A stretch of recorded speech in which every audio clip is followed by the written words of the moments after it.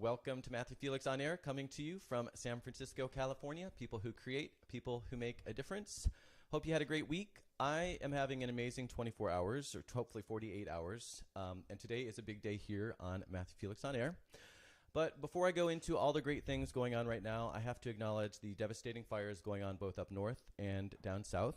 The air is really, really bad here in the city, as it has been now for a few days. But I'm sure that what we're experiencing here is nothing compared to what the people who are actually face-to-face with the fires are dealing with, obviously, including so many who have lost their homes and even their lives. So our hearts go out to them, and our infinite gratitude goes out to those who are on the front lines, including those responsible for forest management, which I can only imagine is a very difficult job when so many of the highest in the ranks care so little, not only about the forest, but about the environment in general. So again, thanks to everyone on the front lines. Okay, on to happier subjects. First off, I didn't realize until I was preparing for today, but today is my 50th segment, which is really hard to believe. I started just this last February, on February 11th, so exactly, I don't know how many months that is. I guess that's 9 months to the day, although I took a month off. So it's, I guess, 8 months that I've been doing this show. It seems like a lot longer because there is so much that goes into each show, and I've had so many great guests and had so many interesting conversations. But I just thought that was kind of a cool milestone that, like I said, I only sort of accidentally realized when I was preparing for today. So, happy birthday to, or happy 50th birthday, or whatever that would be, to the show. And as if that weren't enough, this morning at 12:01 p.m., or rather a.m., my new book, Porcelain Travels, was officially released. As those of you who watched or listened to last week's episode are well aware, Porcelain Travels chronicles humor, horror, and revelation in, on, and around toilets, tubs, and showers encountered in my travels. I am delighted to say that Porcelain Travels has already been a #1 new release in 3 Amazon categories: travel humor, literary travel, and solo travel. And and my guest is over there burping, so I don't know, I guess she's really excited. Really excited. Yeah, there's no burping in my book. There's a lot of other sort of bodily functions. Burping is not one of them. So anyway, so before I went on the air, you need to behave. Before I went on the air, I told her everything she says and does until she's on the air is going to be heard, and that includes burps. And that includes her laughs. All right. You need to stop. Okay, I'm live, and she's doing this to me. I mean, God, she's a respected literary icon in the Bay Area, and look at how this is starting. Okay. Anyway, as I was trying to say, wait, you can't do that. They hear everything. Stop. Please stop. I wish I could control her mic. All right. All right, so where was I? Before I went on the air, Porcelain Travels, and Diane LeBeau has just joined. Hello, Diane. Hello, Susan. Hello, Kimberly. But before I went on the air, Porcelain Travels had made it to #5 in travel humor. So thanks to everyone who is helping to make that happen. And if you would like to help with my rankings, you can buy Porcelain Travels on Amazon, Barnes & Noble, iBooks, and just about anywhere else in the paperbacks or ebooks are sold. So please help ensure my future as a writer and go grab a copy of Porcelain Travels. Tomorrow is another big day. Left Coast Writers is throwing me a launch book party at Book Passage in the San Francisco Ferry Building, assuming Linda makes it through this interview. And that's tomorrow, like I said, Monday, November 12th at 6 p.m. If you are local to the Bay Area, please stop by. Now, all of my focus right now is obviously on tomorrow, but I also wanted to mention that on Friday, December 7th, at the Corte Madera Book Passage, I will be part of an event that's being organized by author, filmmaker, and Lit Wings founder Aaron Byrne, who is a 2-time guest on this show. And that event is in honor of both of our books about Morocco, my With Open Arms, Short Stories and Misadventures in Morocco, and her anthology, Vignettes and Postcards from Morocco. Not only will Aaron and I be participating in the event, but so will fellow writers Doug Cordell, Christina Ammon, and Anna Elkins. So that should be a great event, December 7th, Book Passage in Corte Madera. Oh, yeah, and the Sunday before, Aaron and Doug will actually be on this show, and we're going to talk all about Morocco prior to the event. So check that out as well. Speaking of guests, next week, Savani Babu is going to be on to talk about dark sky conservation. I'm really excited about that. Dark sky conservation is a movement to basically preserve areas of the sky from light pollution, and a noble pursuit, and something, like I said, I'm really curious to learn more about. On 11:25, the last guest that I will mention before we get into today's show is Willem Boot. Willem Boot is founder of Boot Coffee, and he's a coffee expert who has advised coffee companies, coffee associations, development banks, and governments all over the world all about coffee. And so we are going to talk all about coffee on 11:25, and that's something I've wanted to do for a long time on this show, and I was really excited when Willem agreed to be on the show. Now, though, we're going to talk all about Linda Watanabe McFerrin. Linda is a poet, a travel writer, a novelist, and contributor to numerous newspapers, magazines, and anthologies. She's the author of 2 poetry collections, past editor of a popular Northern California guidebook, and a winner of the Catherine Ann Porter Prize for Fiction. Her novel, Namako Sea Cucumber, and I was going to ask you beforehand how you say that, but we'll see if I got that more or less right, was named Best Book for the Teenage by the New York Public Library. In addition to authoring an award-winning short story collection, The Hand of Buddha, she has edited 12 anthologies, including the Hot Flashes, Sexy Little Stories and Poems series. Her novel, Dead Love, was a Bram Stoker Award finalist for superior achievement in a novel. And Linda is a past NEA panelist and juror for the Marin Literary Arts Council. She is also founder of Left Coast Writers, as I just alluded to, and as we're going to talk a little bit more about today. And she has led workshops in Greece, France, Italy, England, Ireland, Central America, Indonesia, Spain, and the United States. A shorter way of saying that would have just been all over the world. Last but far from least, Linda has mentored a long list of accomplished writers and best-selling authors, myself included, but also some other guests on this show, Jasmine Darznik, Diane LeBeau, lots of other people that I've even had on this show owe so much to Linda. So, welcome, Linda. Welcome me. I just want to say you sabotaged me. I sabotaged you? With that fizzy water with the bubbles in it. Oh, it's the fizzy water. It's very gassy. It is. It is. Maybe. So, and then you made me be quiet for a while. I tried. And while I was having the water. I tried to make you be quiet. It's hard with the fizzy water. But now that you're able to talk, is that to say you won't be burping? You'll be able to fit the burps into, like, you know, well, it depends on if I drink more of that water or not. I'm gonna vote that you not. I'm quite good at not going to do it. We do have an audience member here today, Lowry McFerrin, partner of Linda Watanabe McFerrin. So maybe Lowry, if we have any our studio audience, if she needs any still water, if you start to get parched, we'll just motion to Lowry, who's here, and he's going to laugh on cue throughout today's show as well. We've set that. I'm trying something new on today's show. Are you sure you want him to get the water? We already had that one disaster. We did. Yeah, Lowry has already knocked over the lights, and I had to redo the whole camera situation.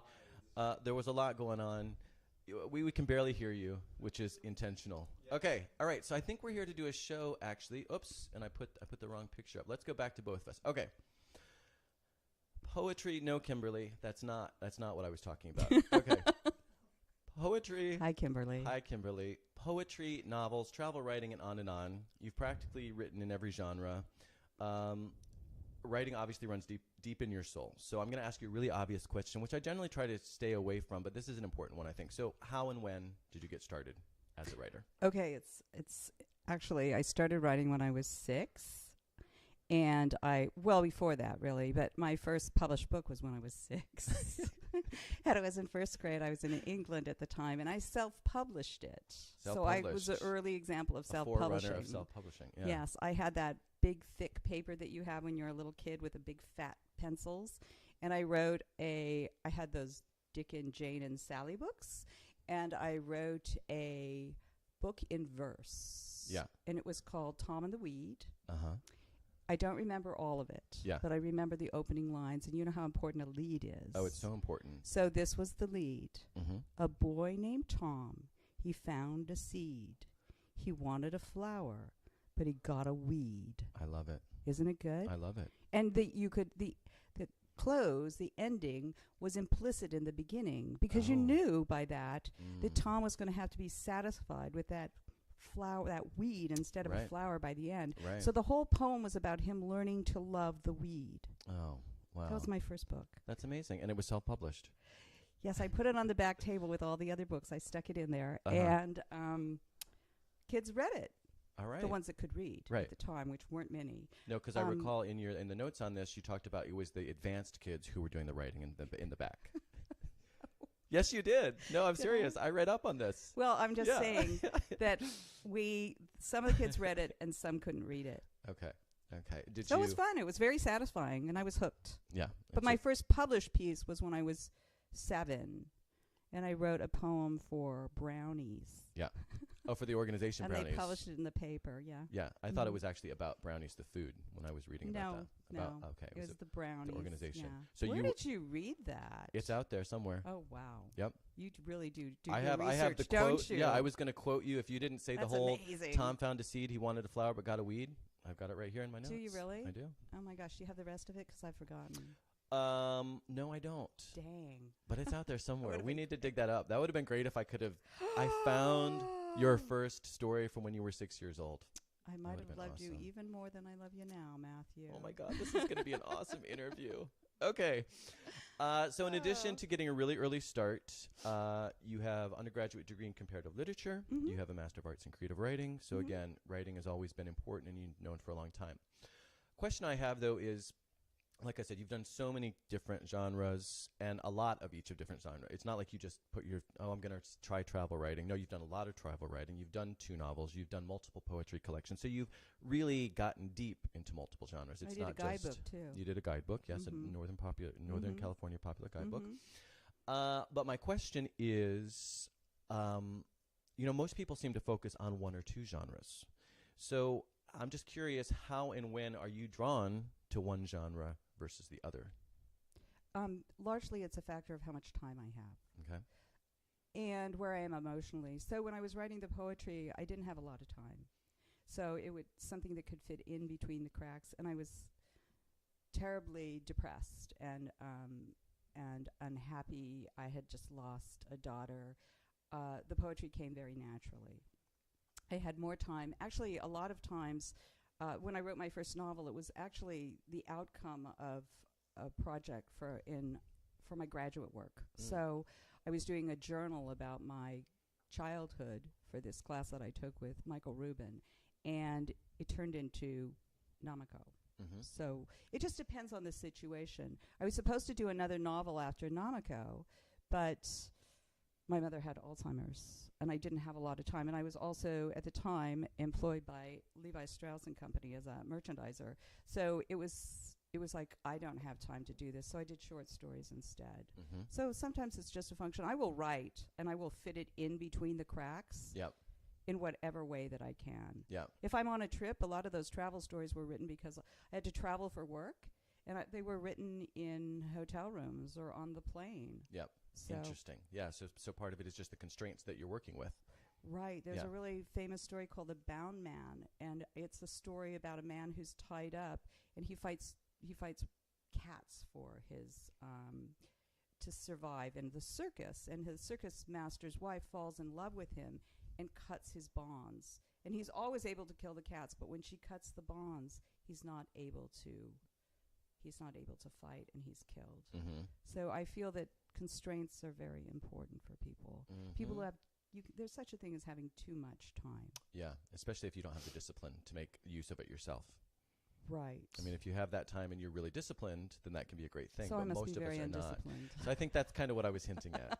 You might need a little more discipline. That Yeah. could be the truth. Okay. I need constraints.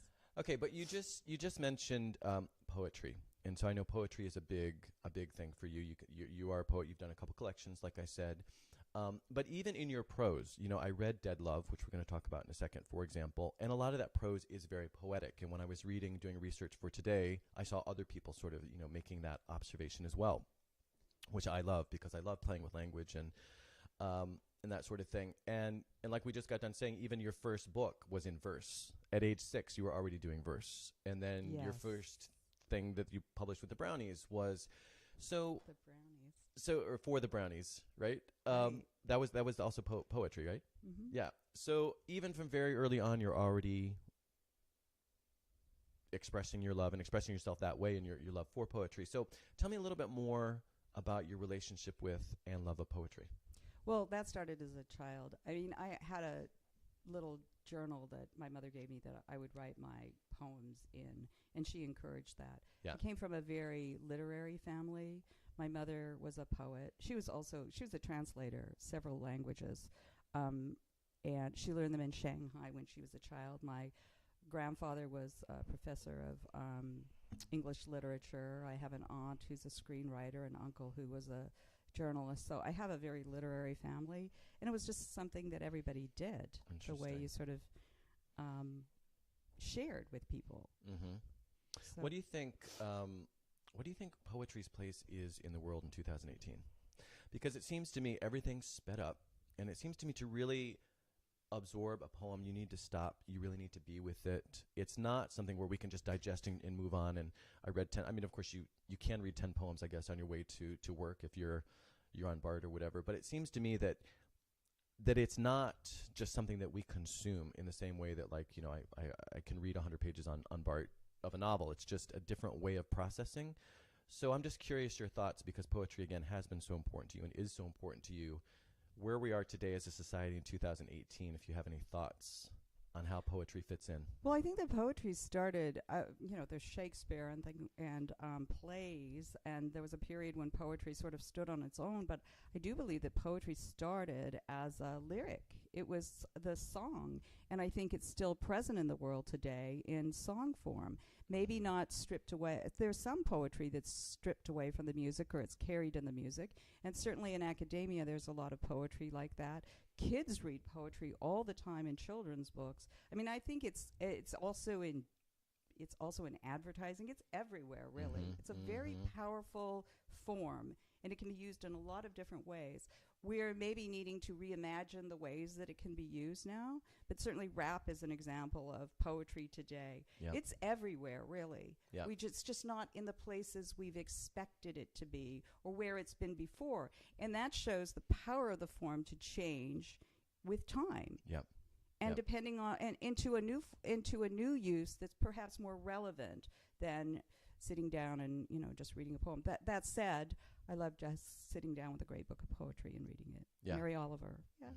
And it's inspirational as well. It can be very inspirational. Right. But I think your point about, for example, rap, I think that's an amazing example, or music lyrics in general, that it still is there. But to your point, it's adapting to the times and finding ways to remain relevant and things like that. So interesting.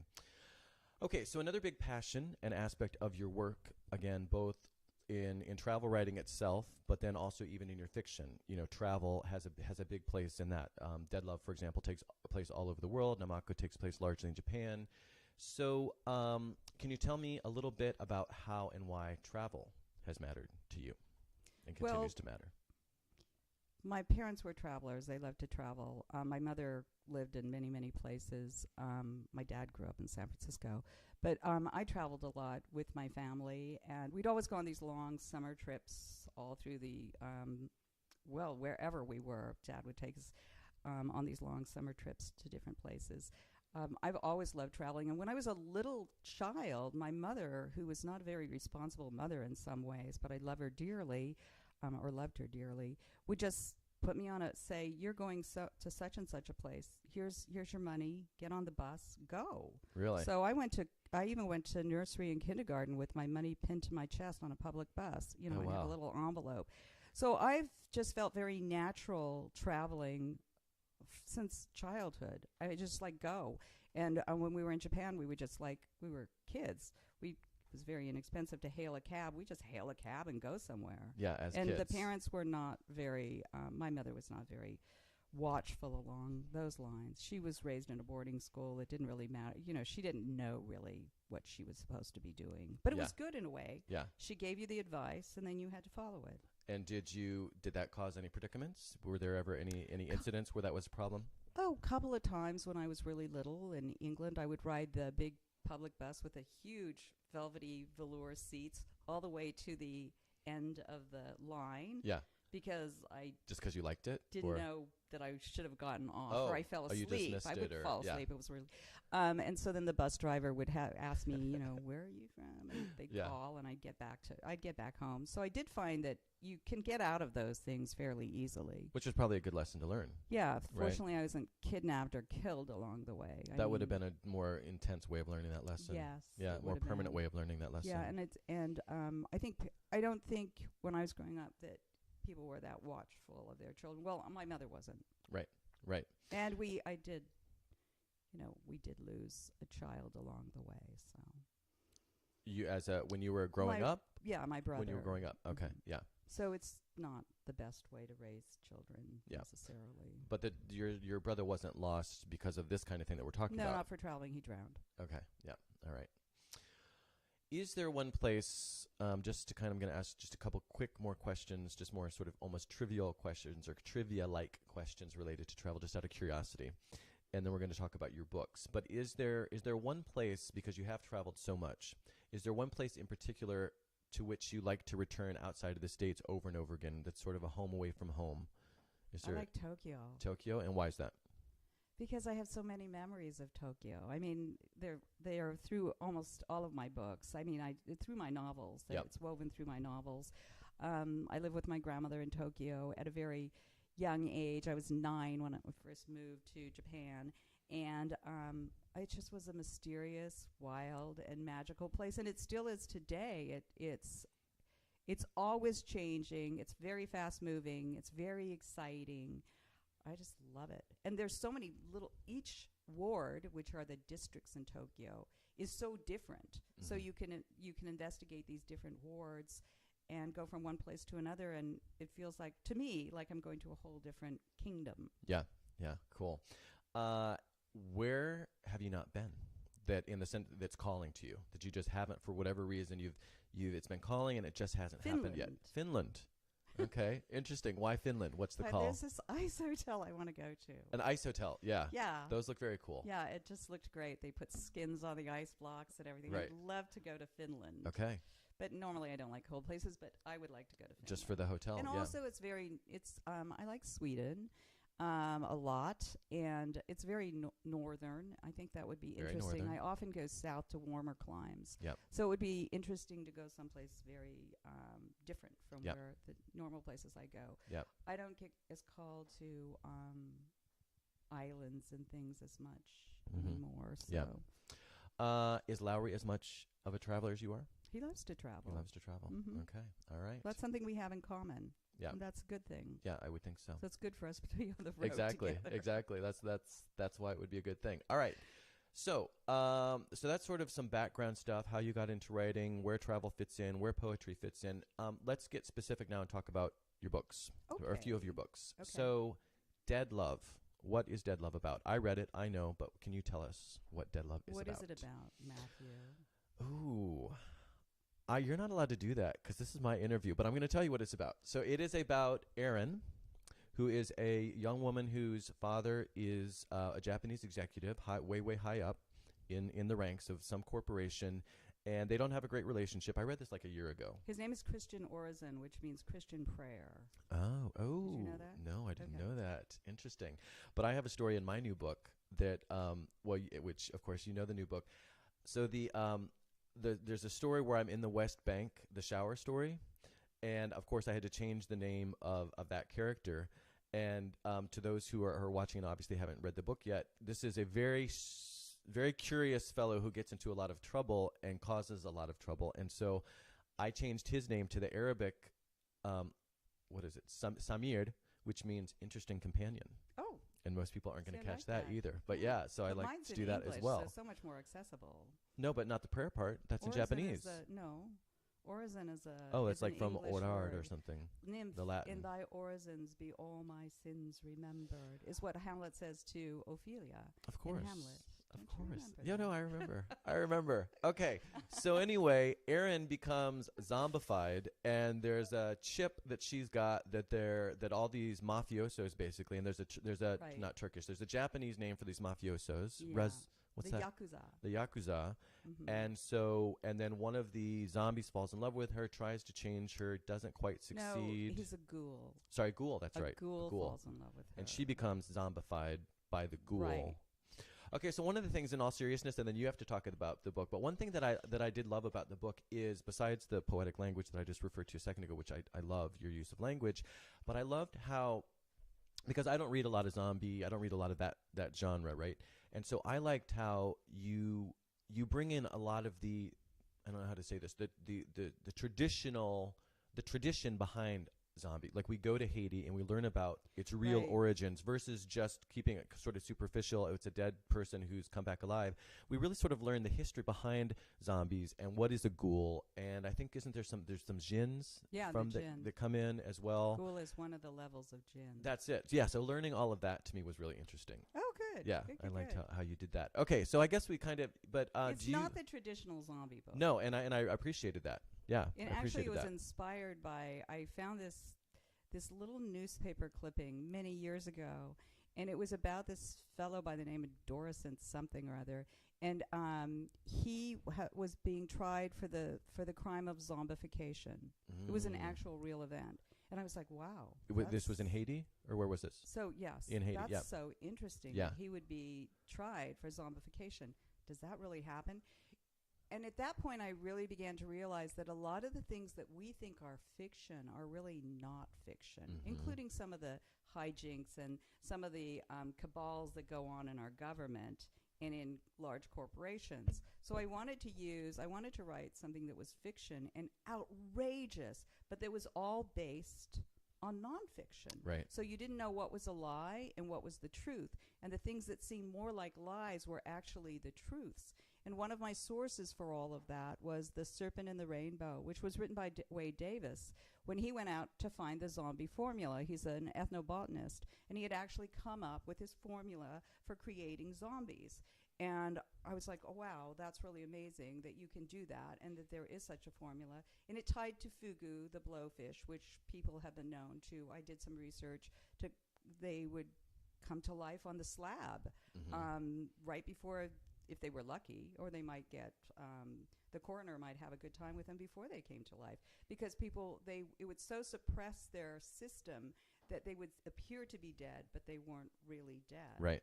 So Right. I just wanted to take a lot of these things. And then I had an inspiration from one of my surrealist mentors, Nanos Valeritis, who I learned all about while we were talking about breaking taboos and things, transgressive writing. So I wanted to write a novel that was truthful and transgressive. Yeah. Yeah. And I think you did. Yeah. And I enjoyed it. One thing that I read about this when I was reading again about this book in preparation for today is, you said you talked about how it was The Serpent in the Rainbow, how that had influenced, and you said, and I worked on Dead Love for years and years. Yes. Well, my novel took me 10 years. And I think that's pretty common, actually, in talking with other writers and things. You always I always thought before I knew many other writers, I always thought maybe I was just sort of taking forever and sort of an exception. And then you start talking to people, and it's like, no, that's actually fairly common. These things do take a long time. But so along those lines, we hear so many writers who struggle to persevere because it can be such a big amount of time. And we hear of a lot of writers who struggle to get to the end of whatever that period is. Even if it's 5 years or 2 years, it's going to vary for everyone. But you've done so much teaching and workshopping and mentoring. I'm curious what advice you give to your writers who might be struggling to get to the end and really see their projects through to the end. Oh, so first of all, I think you need to learn a little bit about craft. I mean, one of the things that people don't do is put their butts in a chair and work. Right. And I think that's the first thing, is you need to actually put your butt in a chair, sit down, and spend a certain amount of time writing. And they don't always do that. So that's the first thing. Write every day. Because it's kind of like when I was a kid, I took ballet classes. And the one thing my mother used to put me in ballet. And then you'd have to do this performance afterwards, whatever dance class I was in. But you would never go up on the stage to perform if you hadn't had hours and hours and hours at the bar, hours of practice.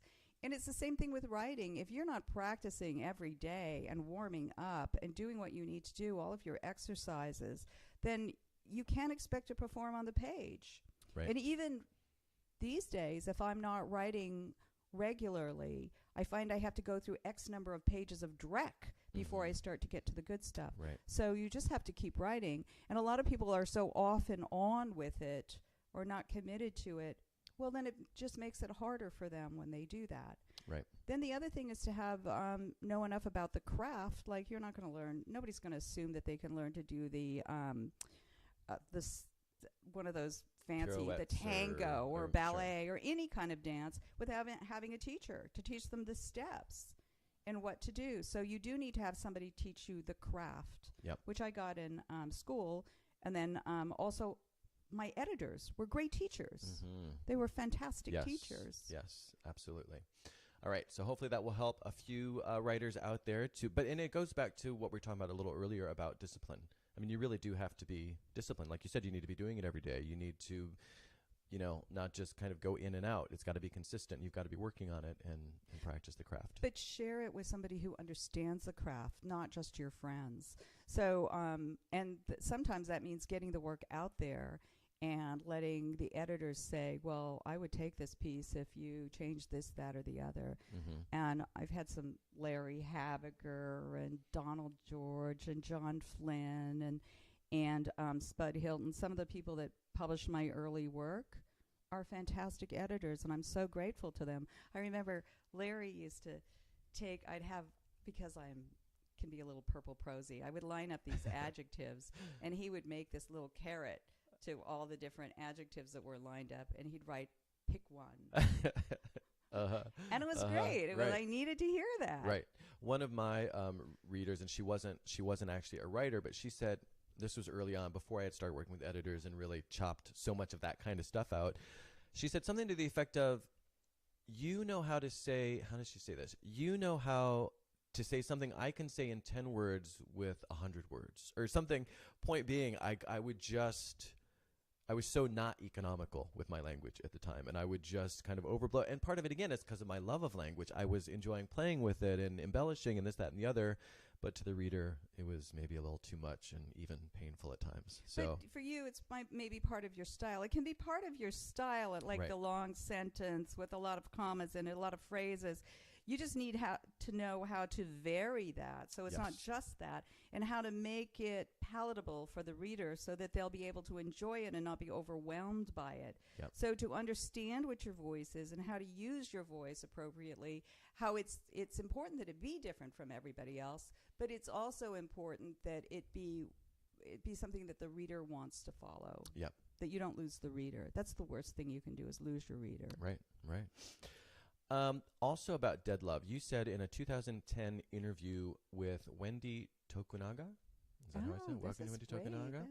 You said, quote, I should mention that there is a very lovely supernatural thread that runs through Japanese literature and storytelling. I think some of my work is born of that tradition. And then you also said, my mother was also quite dramatic, so that influenced my thinking and my fondness for a creepy tale well told. And your fascination with the creepy and the supernatural is evident beyond Dead Love. So I looked at your page, your profile on the Alan Squire Publishing website, which we're going to talk about. They're publishing your new anthology. So I was listening to collection.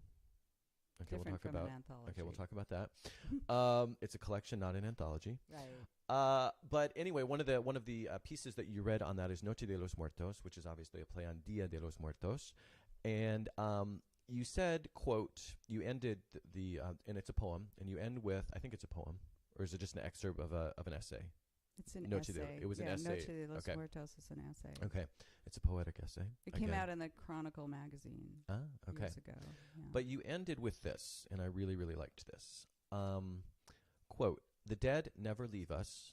We leave them, not knowing how to entertain spirits, how to keep them at home in our lives. Tonight we remember, we make room for the dead. So we make room for the dead. And again, we leave them, not knowing how to entertain the spirits. They never leave us. What does that mean to you? I think that people, one of the things I noticed when my mother had Alzheimer's, she ended up in an Alzheimer's residence, and I would see her all the time. We'd go visit her. Lowry and I would go visit her. My sister would go and visit her.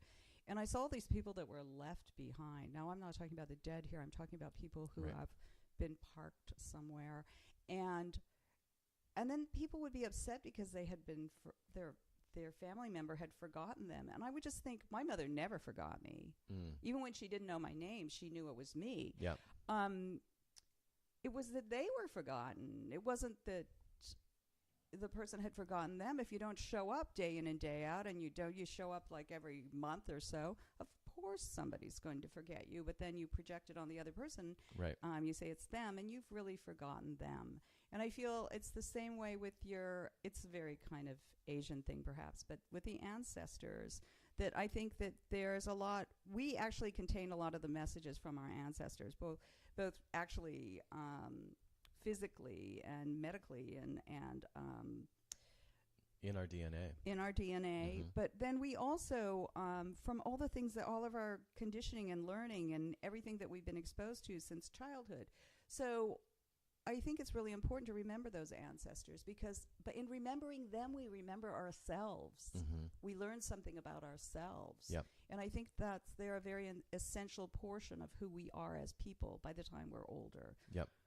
You guys just did, when I say you guys, you and Lowry just did altars all month that I saw on your social media. 31 days of altars. So tell me a little bit about that, because I thought that was just so beautiful and such a moving tribute and such a way to do exactly what you were just what we're talking about, is keeping those memories alive, keeping those people in your lives. Right. Well, it was a big thing, and it was. I've done little altars throughout the year, and there's a Asian tradition of having a family altar and everything.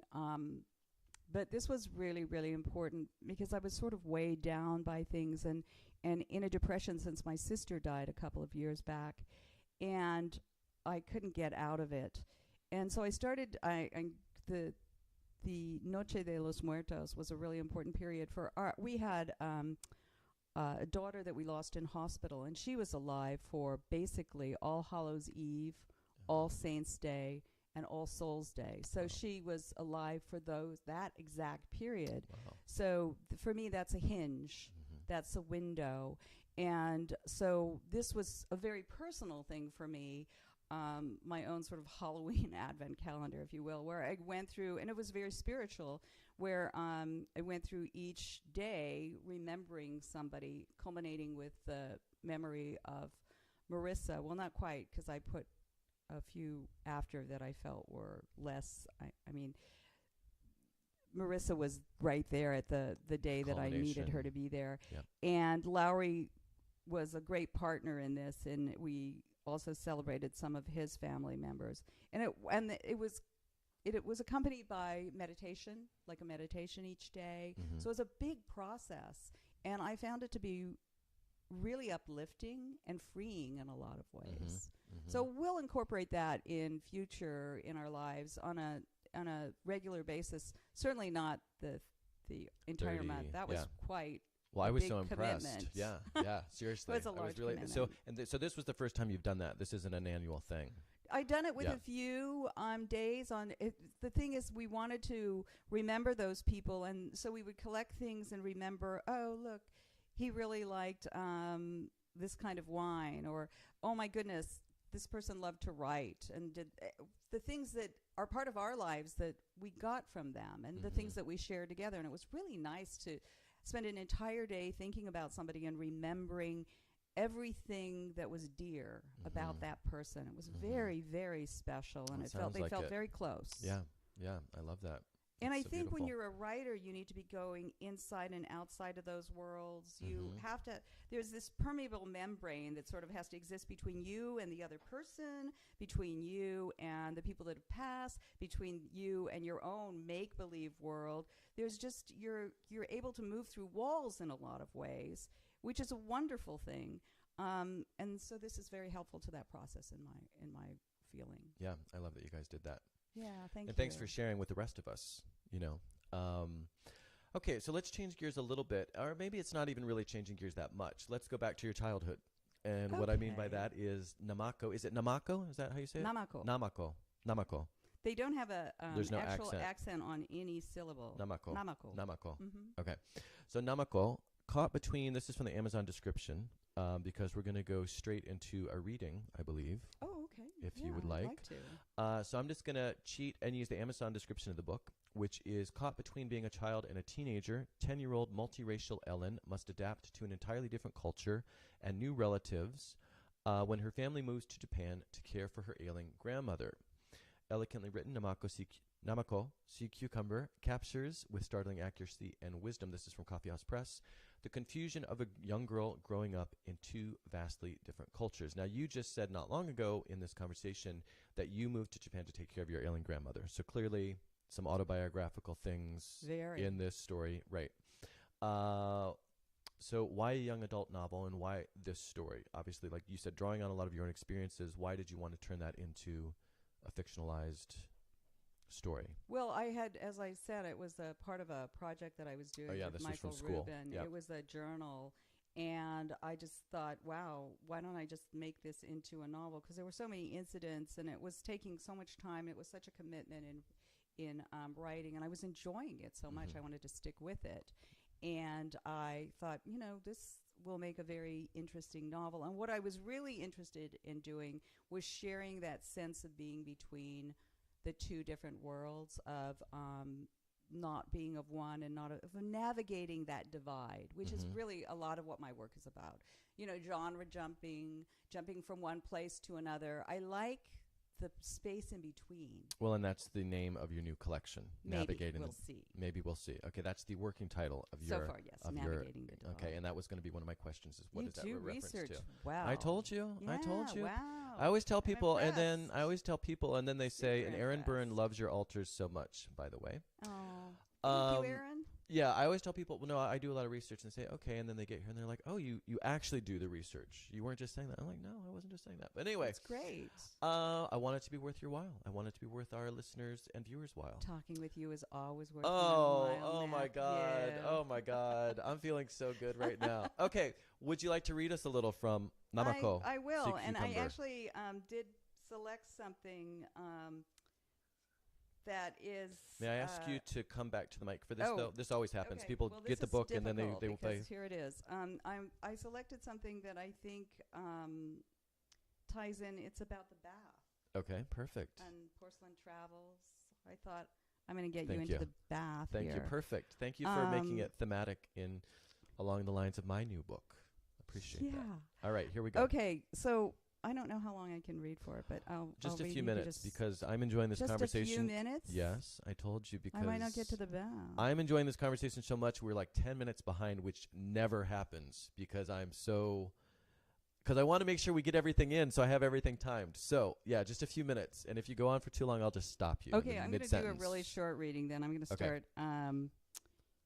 Okay. All right. This is when Ellen is in Tokyo, and she's in her grandmother's house, and the maid appears to her and is going to take, and apparently she sees this robe, this pale pink and lavender robe hanging there, and a large bath towel and some geta, which are the little wooden sandals. And she has to follow the maid out to this little house in the back in her clogs, this small patio in this little wooden building that looks like a large dollhouse, and it is the bath. Okay. The bathhouse. All right, let's do it. Dozo, the maid said, smiling. She moved politely aside. I stepped out of the geta and up to the raised entrance. The door slid open easily. Hot steam rushed through the doorway to greet me. Dozo, the maid said again. I nodded, and stooping a little and continuing to bob my head, backed my way in. Sliding the door shut, I sighed. All of my misery surfaced. Everything was too strange. It was unbearable. I took a deep gulp of the comforting steam. I was ready almost to cry. Behind me, I heard the quick fall of water, the scrape of a wooden stool, and a voice. Koko ni osuwari. I wheeled startled to see my grandmother standing pale as marble, a glistening apparition in a halo of steam. Her gray hair was pulled up in a hard, tight bun on top of her head. She was naked. Lanky and thin, the sheen of her whiteness was like death. A faint triangle shadowed the joint of her lower limbs. Her face, implacable, seemed carved out of stone. In her right hand, she held a big wooden dipper. A look of impatience moved quickly across her face. I stood also, as though I were frozen, shrouded in curling steam, the kimono still wrapped about me. I did not know quite what to do. Grandmother motioned toward the blue-tiled wall where a couple of empty hooks jutted. I looked sadly down at my pink and lavender robe. With the glum resolution of one condemned, I walked to the wall, took it off, hung it on the hook, my fingers lingering over its folds. Grandmother regarded me critically. She handed me the dipper. In the corner of the room was a round wooden tub full of water, with fire burning under it, the source of the steam. It looked like a cannibal's stew pot. Grandmother demonstrated how to scoop the water out of the hot tub and pour it over you. I did as her gesturing indicated, taking a large dipper full of water and pouring it over my body, afraid to make a mistake. It was scalding. I squeezed my eyes shut, trying hard not to flinch. I watched as Grandmother pantomimed, washing and rinsing, and pointed me toward the tub. She handed me a tiny white cake of soap and turned, bending to pick up her own, her lean buttocks pointing toward me. Standing outside the tub, she began to wash herself carefully, caressingly, with a rectangle of soap, her hands sliding along her limbs, slipping down her neck around her thin breasts. She took a handful of rock salt from a ceramic crock and rubbed it into her shins, her calves, and her thighs until her lower extremities, buttocks to toes, were streaked a furious red. I'm going to skip some of this. I watched her inhale deeply and groan, her eyes half shut, unaware of me, unconcerned of my child body, my self-consciousness, and my surprise. My body looked nothing like hers. It was not porcelain white. It was nut brown from days in Montana and Wyoming, from days in the desert. I didn't have breasts, just 2 pink buttons on a flat chest that was beginning to puff out in a couple of hump-shaped mounds. I tried not to pay too much attention to them. Once, years ago, my friend Allison and I had painted our nipples a flashing mercurochrome orange, using what we'd found in the medicine cabinet. The mercurochrome bled through our blouses, making 2 round stains on the laundered white of our chests. Our mothers were scandalized. They separated us. We couldn't play together for weeks. I realized then that nipples were off limits. It really was best to ignore them. Then Grandmother climbs out of the tub, and she's left alone. And I'll just read this last little bit. Climbing finally from the tub, she tossed a comment over her shoulder offhandedly in Japanese. Hayaku shinasai, hurry up, child, or you will dry out, or something like that. She dressed quickly and left. I was alone with the hot tub. I climbed into it, trying to imitate her, wanting to feel as she felt. I threw back my head and inhaled. It was hot. I thought of the giant king crabs that Jean had brought home one winter, how they bobbed around, blushing crimson in a large cooking pot. We'd cracked open the bodies with hammers, pulling and sucking the sweet white meat from the legs. I felt like one of those crabs. My body floated beneath me like an alien thing. It was turning bright red. I was getting so hot I thought I was going to explode. I was dizzy and becoming confused. I'm going to be cooked, I worried. And I think I'll stop right there. All right. Thank you very much. Can we get some applause from the audience? Yeah, the audience loved it. The audience loved it. Thank you very much. And thank you for making it, like I said, thematic. You even got the word porcelain in there. I know. I noticed that. That just jumped out at me. Like, porcelain. I was like, wow, and it's a wooden tub. And it's a wooden tub, and no, there's a lot of similarities there, and I really appreciate that. And I enjoyed hearing the story itself. Well, it's a very important aspect of Japanese life because they're very cleanly, the Japanese. They like everything to be very neat and clean. Right. So the ofuro, that super hot bath where you're almost boiled clean, is really, really important. Yeah. Do you speak Japanese? No. No. Okay. Well, even I though wouldn't these call bits you can, what I would say Japanese. Okay. Japanese is a very complicated language. Yes, it is.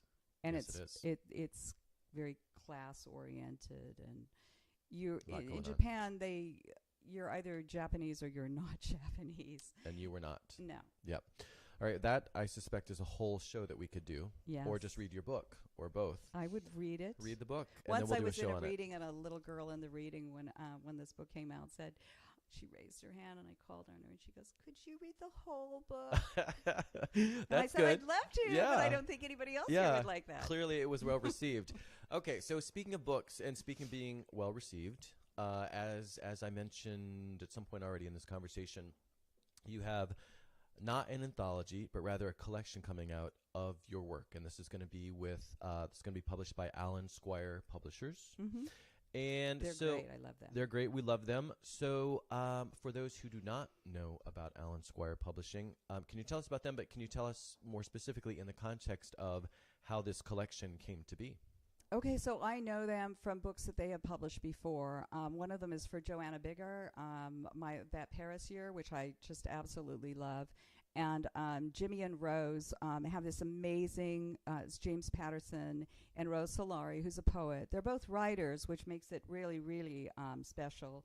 And they have an amazing publishing company where they do very literary work, They select it. They make sure that they're poets and novelists and essayists, and they're people that they really admire and they like the work of. So so it's an honor to be with them. They're also very, very professional. My first publisher, I've been very fortunate in having smaller literary publishers who just really go to bat for you. It's incredible. And some publicists on staff. I remember Jim Salar at Coffee House Press, my first press. We still stay in touch. I love him so much. He's a poet as well. And he was an amazing publicist. And now I have Max Barton at Alan Squire Publishing. And there's this whole team of people who love literature. They love writing. And I feel so blessed to be numbered with their writers. I think they're just a great group. Well, one of my questions was going to be, what is the advantage of working with a smaller indie press? And I think you've just touched on that. And it sounds like part of that is maybe the quality of the people that you're working with. I mean, you've said a couple times these are writers and these are poets who are actually doing the publishing, first of all. But then it sounds as if you're also getting more attention, which might not necessarily be the case if you were with one of the big 6 publishers or whatever there is. That well, I like things that are really personal. Right. And I like being part of I'm a creative person that likes to be part of the entire process. Yeah. But I also need to work with a team because that's where a lot of the inspiration comes from. Long ago, when I was first writing poetry, the most wonderful press was the Berkeley Poets Cooperative Workshop and Press. And it was Charles Entrekin and Gail Entrekin and a host of different characters and quirky writers. Chitra Divakaruni came out of that group as well. Bruce Boston, some wonderful writers came out of that press. And they would let you, if you were part of the workshop group, you would, the cooperative, the Poets Cooperative, you could, if you wanted to, edit the anthologies, help edit the anthologies, do all kinds of things. So I really learned a lot about publishing from them, from Gail and Charles and their readings and their selections. And one of the things that I loved about Charles was, and this is a very hard thing to do, and we're going through it right now with my book. I think there's a book out called Ordering the Storm. The way to flow a manuscript that isn't necessarily following a chronological order, or so that's a wonderful thing that I learned to do. And we're going to talk more about that. Actually, Okay. I have some questions specific to that, so I'm glad you brought that up. But this book, this collection is the third in their legacy series, what they refer to as their legacy series. So can you tell me what is a legacy book in this context, what they consider a legacy book? So they did a little description of it. A legacy book is they find a writer who crosses genres, who's written in a number of different genres. So they're not, they can't be sort of typecast in one thing or another. They're in it for the literary the literature of it and the art of it. So they're looking for that. And they're also looking for a writer who has an impact on sort of the world around them, that loves to work with other writers, that is contributory to a larger group, because that's sort of what they believe in. Right. So Richard Peabody and Grace Cavalieri were also writers like that. They crossed genres, and they did a lot of work with other writers. Yeah. So the 3 criteria, which you did just touch on each of them, but the 3 criteria: majority of books. So majority of books published by indie presses, active in more than one literary genre, and consistent and influential champions of the work of other writers. So, and like I said, you touched on all 3 of those, but I just wanted to reiterate those because the third one in particular I want to bring up or focus on just for a second. So consistent and influential champions of the work of other writers. How did you are one of the biggest champions of the work of other writers that I know. I mean, just hands down, no ifs, ands, or buts. How did that come to be? I mean, was that largely out of Left Coast writers because that ended up giving you a platform in which you could start doing that, or has that just always been the case? Tell me a little bit about that. Well, I get intoxicated by people's voices. So I think it's just kind of a natural thing. I love literature so much, and I love language so much. And when I hear another writer, I just did an interview last night of I read some women's fiction. I mean, I love women's fiction from way back, Virginia Woolf. I mean, I just love women's fiction. But I read a book, but I don't read it that much. And I read this book by Kathy Zane, Better Than This. And it was just, I just felt, wow, look at what she's done here. I was so impressed by it. And I got to be in conversation with her, which I loved. I'll just be seduced by a writer's voice a lot of times. And that's why I think voice is so important.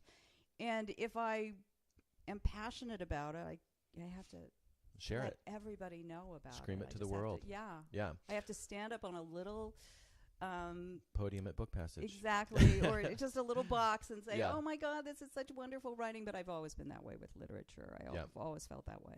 Well, I want to formally, publicly say that, first of all, so thank you for championing me. And what I mean specifically, two things, although there are lots of other things.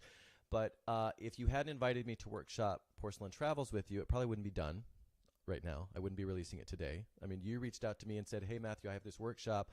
I wasn't even necessarily ready to do it. I thought, oh, shit, this is a great opportunity. I've got to do this. And your help was I'm glad you did. invaluable. And I met so many great people in addition, I know, right? So, first of all, thank you for that. You're and welcome. then if you had not founded Left Coast Writers and then joined forces with Lily Cat, Melinda Adams, who has the Lily Cat On Air show, I would not have started a podcast, which would not have turned into the video podcast. So you are sort of the mother of Matthew Felix On Air insofar as presenting the opportunities. And God knows I have busted my ass, if I may say so, to make it happen. But seriously, you helped create those opportunities for me, and I did, really and appreciate I made it. things harder for you. And you made things way harder for me. Way harder for me. But so thank you. And because the other thing is, those are literally two of literally countless examples of ways that you have inspired and supported and, again, championed not only me but so many others. So, again, thank you. It's just such a joy to do it. But we really appreciate it. So thank you. Speaking on you're behalf of myself welcome. and many others out there. Okay. Navigating the divide, we already talked about insofar as where that comes from. But one thing I wanted to ask you just mentioned Joanna Bigger. Mm-hmm. And she is editing and writing the introduction to this collection. So for those of you, I guess can you tell us a little bit more about Joanna? And then she co-edits, I believe, your Wandering. You guys do the Wandering. Right. Can you tell us a little bit about your relationship with her and how she came to be the one editing this collection? Okay, well, first of all, she's a wonderful colleague. She's so great to work with. We've done so many books together and taken so many trips together. Joanna used to teach in D.C., okay, which is where she was originally lived for a long time, and then she moved to the West Coast, and we did a trip together with Connie Burke and with Barbara User, who used to run the Writers Center of Marin together, and we just we weren't actually on the same trip, but we were both teachers on different trips. And we just really enjoyed working with one another. So we worked on a series of books for them, the Venturing series. And then after that, we, when they quit doing the Venturing series, we started this Wandering series. First of all, Joanna's a poet also. Okay. She's a novelist. She's a journalist. So we have a lot in common and a lot of background in common. And we edit alike. We look at things in the same way. We look at them poetically. We look at them to make sure that all the details are correct. We have a very similar ear and a way of editing. So as a team, we work really, really well together. I'm so fortunate that she's going to be, we're in process right now, and she totally gets me. I get her. It's just a match made in heaven. When you have a colleague that you work really well with, it's just it's a blessing. It's so wonderful. So much fun. Yeah. So we never work without wine, and we always make it fun. So we'll usually do lunch, and then we'll have wine, and then we'll work. We edited one of our books in the south of France. We like to go places to do this. That we helps, would go doesn't on it? a little adventure someplace. We'd go to Santa Cruz, or we'd go up to Mendocino area to do our work. So we have a similar way of looking at the world and life. Which, again, makes her the perfect person to help you with this. And she's brilliant. She's brilliant. And she's brilliant on top of it. I admire her work. Okay, so how do you choose? Because the collection's going to have long form, short form poetry. You have this vast, accomplished library of your own writing. How do you choose? Well, conceptually, we had to come up with a concept for the book. Yeah. And so it's divided it's a movement. It's like in a movement, emotional movement through the book. And so then we're finding the work, a mixture of the work. So it might be a poem, it might be an essay, it might be a piece from a chapter, it might be a short story, and a flow that supports that emotional movement. So it's really, that part is really exciting and a lot of fun. Yep. So that the reader, when they're moving through the book, it has this emotional flow through it, which leads them from one piece to the next piece. It's quite musical, actually. It's like if you were doing a movement that was andante and another one that was a little con moto or something. It's once we had a writer do that. She wrote a piece that followed where she moved through the Alhambra from room to room and called each one a musical sequence. It was quite beautiful. Yeah, I could see that.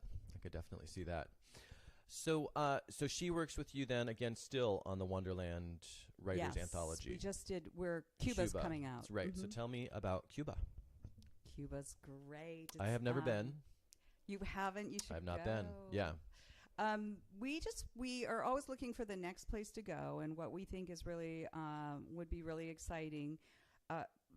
I love it when people go on trips together, and we always wanted other writers to feel, as we're both travel writers, we've had to put stories together quickly on the fly. We wanted writers to experience what that's like, to go out, find your story, write your story, and then publish your story. Because that's something, if I can interject, the stories in these collections are from trips that you've taken together with these writers. Right. And the stories are written on the trips. Right. Right. So that's kind of the concept behind they the have stories to have in the collection. their idea of what they want to write about before they go. Here's what my story is going to be about. It changes. The process is that it will change slightly.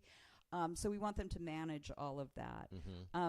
Cuba was, Joanna and I did an exploratory of Cuba and just fell in love with it completely, and then decided to take the writers to Cuba. Had you been before? When the door had opened. Had you been before? No. Okay. Our exploratory was the first trip. Yeah. And then after we did that, we decided, oh yeah, we're bringing them here. So as the door opened, the full title of the book is Wandering in Cuba, Revolution and Beyond. Yes. And we wanted to get away from some of the stereotypes and the cliches about Cuba, because it is a place that has been, it's in change now. It's always in it had a period where it was kind of locked into this, this identity. Right. But now it's in transition, good, bad, all the things that happen as a result of that. So at this moment of transition, we wanted to sort of capture that. And I think that, I definitely think that we were able to do it with all the voices that have come together in this particular book. And it is a moment in time. Right. It was a moment in that. It's already changing again. Right. Right. Change is inevitable, particularly with what they have going on. But given that, and this is a big question that, again, could be probably an entire other episode, but I'm just curious, particularly given that you had never been before, and again, on top of it, the major changes that are happening right now, and particularly when you were there, what are some of the things that most stood out for you? About Cuba? Yeah, about Cuba. Well, that the people, I mean, I knew nothing about Cuba when I first went, which is probably a good thing. A lot of times when I do a travel story, I try not to get too immersed in the details or the history, because a little bit of the history, but I want to go with sort of a Zen state, a Zen mind, where it's open and you are experiencing it for the first time. So that was really a good thing. We have these misconceptions about Cuba. Such as? That they're communists, that they were always communists. We've discovered that they were a socialist country to begin with, and were forced into communism because we had an embargo. We weren't giving them anything that they needed. There were so many things that I did not know about. The whole Bay of Pigs thing I didn't know about. There was a period where right after Castro became the power. leader of Cuba, that they when they took a bunch of children. It was called Operation Peter Pan, and sent them to the United States, Cuban children, because the U.S. was promoting this whole thing that these children would be not safe anymore. So they were taken for their families and moved to the United States through religious organizations and never saw their families again. Really? Oh, yeah. God, that's so horrible. Well, not so different from something that's happened recently here. Yeah. So a lot of these things I didn't know about, and they know about them. And so that was really interesting, seeing a different point of view. Yes. And the people were wonderful. I mean, we love the people, and their spirit, just their... I don't know if they're as equal as they seemed, but there did seem to be this equality across society as a whole, sort of thing. Interesting. It was amazing. Like, we stayed in this one place, and they have the free quarters for people from the street downstairs in the same building that other people own their apartments. Right. So it's more integrated kind of thing. Yeah. And certainly their education is pretty universal. Well, I think don't a lot of Latin American countries send their people there for medical training? Medical training is they're the best in Latin America, or at least they used to be. I don't know. Che Guevara was a physician originally, and was his focus was on leprosy. Oh, really? Yes, on the lepers. And when he did his first motorcycle trip, when he was very, very young and still in med school, the goal was to go up and work with the lepers, which he did. And so the medical, the chance for people to have universal medical care was always an important part of what they were trying to do for people. Right. How long ago were you there? Was this trip? This was. It sounds like a few years ago. It was 2017. So this was just last year. Yeah, last year. Has the we do this quickly? Yeah. Well, because you said the door was just opening and things, so I'm just curious. The door's just opening, but had the mass influx of tourists and cruise ships and that sort of thing started? It had started, and they were gearing up for it, which is so sad because they... Did it get curtailed, though, when Trump came into office? Yeah. We saw it before and after. Yeah. In 1 year. Oh, because you went to the fact-finding trip. We went first on our fact-finding, and everybody was gearing up, and there was all this optimism, and it was very exciting. And then the second time when we went back, things were already... there was all this anti-Trump graffiti on the walls and stuff. Things were already, these people who were seeing an opportunity, ironically, to be capitalists in a way. They had their own little businesses. Right. It put the kibosh on all of that, which is so sad. So sad, yep. I just want to mention, before we move on from the Wanderland series, that you have... many other anthologies in the collection. You have Andalusia, Cornwall, Costa Rica, Bali, Paris, I think Ireland. I think there are even a couple more. So people can check out. There's a long collection. Yeah. Anything else that jumps out that I forgot to mention there? No. Yeah, there's quite a few. What is it again? It's Wanderland Writers Anthology series. Right. So check those out. Do you have a next destination for the next one? Have you gotten that Greece. far yet? Greece. We're going to Greece. All right. And when's that? We're going to Greece in June. And... open enrollment at this time. Oh, perfect. It's going to be a marvelous trip. We did Greece in the Venturing series, but we went to Vatica. We did a wonderful book, Wandering in Vatica. And now we're going to be up that was in the Peloponnese, southern Greece. Which is the peninsula, and now not we're the going islands. to be up in Athens and around Athens. So it'll be really... I've been to Greece many times. I love it so much. And we have good friends there. Who are helping us put it together. It's going to be a super trip. Always great to have the locals involved and get the inside scoop on things. Yes, absolutely. You have a website for that, and I have it in my notes later. Can you just, while we're thinking about it, what's the website? Wanderlandwriters.com. Wanderlandwriters.com. Okay, and I will mention that again at the end. Let's talk about, we've mentioned it a few times. I've mentioned it on many other shows, Left Coast Writers. So what is Left Coast Writers, for those who don't already know, although most of my listeners and viewers probably at least have some sense, because like I said, I've brought it up so many times. But just give people an idea of what is Left Coast Writers and how did it come to be? Well, so it's an organization. It's just a group of writers who hang out together, and it's based around a salon that happens at Book Passage. And the way it came to be was I I was working. I had a group that I was working with, and then then that group fell apart. I started to work I started to work solo on things, and I was missing the whole sense of community that I love so much. So I went to Elaine Petrocelli at Book Passage and said, I think or maybe it was Margarita Castanera who was there at the time. Well, everything goes through Elaine, so it was probably Elaine. And said, I think we should, it was Elaine. According to my notes, it was Elaine. It was Elaine. I'm now remembering when I called her, I told Larry, I'm going to call Elaine. So I called Elaine and I said, well, I think we should do the salon there. And Elaine was like, she's always up for anything new and exciting and fun. And she said, yes, well, let's try it. And then Margarita helped us put it together. And I thought maybe 8 people, but then people kept calling and calling and calling. Right. And then she's like, should we close this? We have like 40 people. And I said, no, let's just keep it open. And so we just let anybody who wanted to join, because we found out I was right.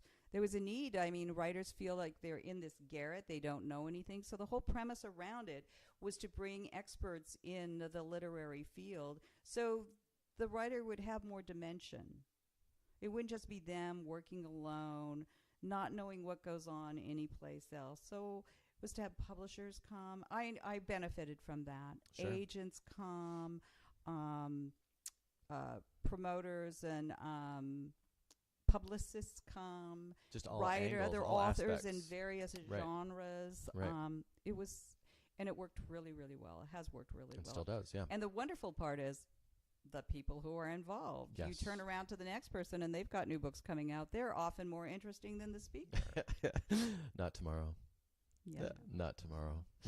No. Tomorrow's and so then they had everybody had all these books coming out. So then it was like, okay, so we need to do events for these people's books. So because a book is like when a baby is born, and it's like, oh, somebody has to be there to receive the baby when the baby comes out. So we started to do the launch parties and things like that. And that worked out really, really well too. And it's been one of the parts that I enjoy the most is watching somebody launch a new book. Right. Right. Yeah. No, it's just, in all sincerity, again, it's just a great organization. I'm so glad to be involved. And it is, you do so many different things. And I've met so many great people, and I didn't have that community before. Right. I didn't have that community, and to have that community is just such a gift. And I've met so many great people. It's and so fun, isn't it? Yeah, and just great to know, and what are other people doing, and what other... Yeah, it's just I like great. That we all drink together. And the drinking is great too. The fact that you always bring wine to the events is most added. Most times, yeah. Well, 9 times out of 10, things go better there's with wine. Yeah. Things go better with wine. Everything goes better with wine. Okay, so I have one question though. How are we? Okay, so we're already over on time, but I have to ask. Are this. we? Are we finished? We're not finished, but we're over on time by 15 minutes, and we're still not done. But that's fine. I thought it was a long period of time. I know. I told you. I know. You said, "How are we gonna? We're not gonna have anything enough to talk about for an hour. We'll just talk. Let's talk till my event. All right. But I need to save my voice for tomorrow. You said so. When I was researching you, I came up because of tomorrow's event. And I saw that you had posted about my event, which I thought, oh, that's great. She posted my event on the Left Coast Writers website. But then I read the first line. Do you know what you wrote? Do you remember? No. Quote, please join us for an uproarious, and I was like, that's great. And then you said, and sometimes rather far-fetched evening with Matthew Felix. What does that mean? Rather far-fetched. Well, far-fetched, you go all over the world. Far-flung. Far-flung, but also far-fetched. Okay. In a way. I wanted to sort of make it. Okay. All right. So you were trying to generate that in more. I was trying to be funny. Okay. Great. It was hilarious. But you are, and it All was, right. Okay. and I think all right. You could be far-fetched. I can be, but I didn't know if you were trying to suggest that the stories, because the stories are all because they're like not truth far-fetched at all. But they actually happened. The point is, there's like. Anyway, okay. Once again, we're venturing into a whole other episode here. That line just stood out for me. Okay, how do I join Left Coast Writers? I contact Book Passage. You do. You don't exaggerate at all in your stories? Very, very little. No, really? Very little. Honest to God, and that's why I wrote the stories. Is not because for the humor. Humor is based on exaggeration. Well, there's some, but really the reason I wrote these stories in all seriousness is because of truth being stranger than fiction. Like most of these things, like I might have been a little creative. It's creative nonfiction, but I really didn't exaggerate that much. No, and I didn't mean it to sound like you were making a bunch of stuff up. Okay. For the record. That's on record. Okay. Workshops. This is the last thing we're going to talk about because I want to make sure that people know about your workshops. So just tell us a little bit about workshops, and then because I know you have one coming up in January, but give people an idea of kind of the sort of thing you do in general related to workshops, and then we'll talk specifically about what you're going to do in January. Yeah, so I really like working with writers, especially writers in a group. I haven't done one for a while where it's a mixed genre group and people get to hear one another's work and understand what everybody, what the other person is doing. And I find that it's very, very inspirational for all the writers that are there together. And it's also really good for them to all be involved in the craft discussion. So I've been teaching workshops like that about craft for a couple of decades now. Yeah. And I tried teaching in a college situation. Oh, did you? Yeah. Oh, it was way too much bureaucracy. Well, that was going to be one of my questions, the difference between a workshop and a class. It was just like, and a lot of people were just there for the grade. They didn't want to actually be doing it. So this way, everybody that I work with really wants to write. Well, yay, that's such a wonderful thing. Yeah. So, so that's why I started doing that more. The class that's coming up at Book Passage in Corte Madera, I'm very excited about. They have this Path to Publishing program, which I think is an excellent program. And it teaches the writer, it acquaints the writer with the entire publishing process. And, it's like when you're cooking, do you just want to know how to cut the carrots? Or do you want to know how to do everything? I want to know it all. Yes, exactly. And I think that any kind of creative person wants to know more. They want to go outside and figure out how this connects with everything else. So I think it's a wonderful program. In this particular class, it's because they're relaunching this program, I thought it was a very appropriate time, and Elaine thought so too, to have this workshop about what you do when you're on a publishing track and what you have to think about in terms of creating the work, getting the work published, marketing the work. It's a complicated process. And the more somebody knows about it before they get involved or along the way, the easier it's going to be on them, and they're not going to make some really beginner mistakes. And which there are so many to be made. Aren't there? Yes. There are tons of mistakes that you can make, so many pitfalls. And so as many of those as we can avoid is a good thing. Right. Okay, so that workshop is, again, that's on January 26th. January at Book 26th. Passage in Corte Madera. And it's only a few hours, but it's going to cover a lot of information. Okay, and people can already sign up for that? Yep. Mm-hmm. Okay. Through Book Passage. All right. So the last thing I'm going to ask you is in your, again, actually maybe I haven't mentioned this interview yet, but you did an interview with Ralph Potts in 2010. Oh, yeah, wow, that was a long time ago. That was 8 years ago. Rolf, yes. Yeah. And you said, quote. Uh-oh. Yep. They come back to haunt I know they do. What is it? This is a good one. I think this is a really good one. I think you'll actually like this one. I don't think you're going to dread this one. All right. Quote, and it's very straight and to the point. I silently mourn the stories not told. Oh. So off the top of your head, what's the most compelling story you haven't yet told? Not just my stories. It doesn't have to be yours. Yeah. But that you haven't told, or what comes to mind when I say that?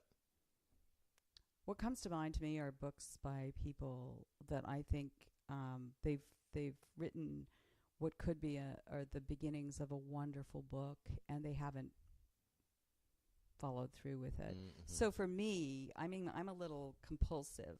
Like when I read a book, I actually can't stop reading the book until I finish the book. Mm-hmm. It's kind of a compulsive thing. Yeah. So when somebody starts a book and I think this is so good, and then they don't finish it, I'm left hanging. Mm-hmm.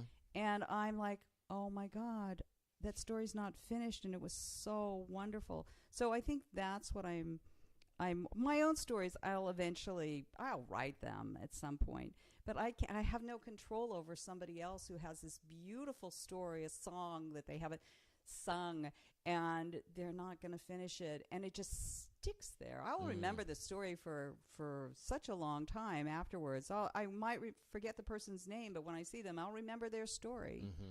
Mm-hmm. So those are the things that it just drives me crazy when somebody doesn't complete something that I think is really You know beautiful. they're onto something. Oh, Yeah. and it's just like, Yeah. I think that the best books ever written were never published. Some of the best books ever written were never published. That would make sense. Yeah, that would make sense. And that's a sad thing. It is. We'll never hear them. We'll never They hear were them. killed in their cradles Oh. by their parents. Oh, God. On that happy note, on that happy note, where we're going to wrap up this conversation, I am going to throw out 4 links for Linda. L.W. McFerrin, McFerrin.com. Of course, all these links will be on my website. LWMCFERRIN.com, WonderlandWriters.com, as we talked about a moment ago, LeftCoastWriters.com, and of course, BookPassage.com. Linda, this was awesome. Thank you very much. I can't wait till here. tomorrow. I can't wait till tomorrow either. Thank you for that segue. Tomorrow, my party, thanks to Linda and Left Coast Writers to launch my new book. I hope a lot of people come. I hope a lot of people come too. But thank you. But thanks for being here today. Thank you. I could have gone twice the length. All night. But I think we could have gone all night.